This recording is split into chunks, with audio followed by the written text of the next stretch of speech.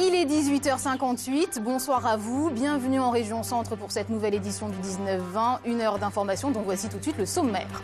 Il n'y aura pas d'éolienne en Petite-Beauce, au nord-est de Blois. Le préfet de région vient de refuser la demande d'exploitation d'un parc de 11 éoliennes.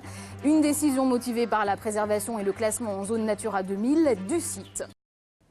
Et je vous le disais en titre, il n'y aura pas d'éolienne en Petite-Beauce, au nord-est de Blois. Le préfet de région vient de refuser la demande d'exploitation d'un parc de 11 éoliennes.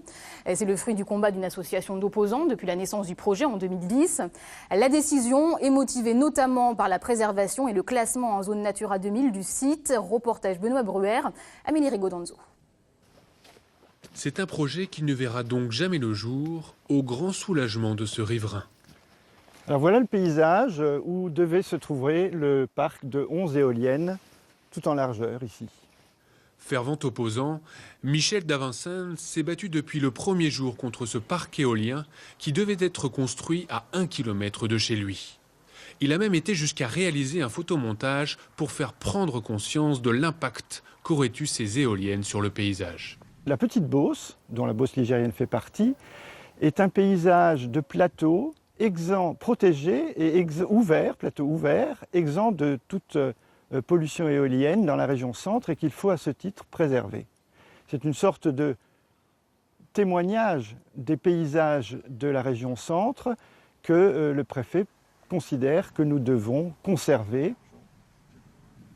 Le préfet de région lui a donc donné raison, en considérant également que le territoire était situé en zone Natura 2000 et à moins de 10 km de la Loire, classée au patrimoine mondial de l'UNESCO.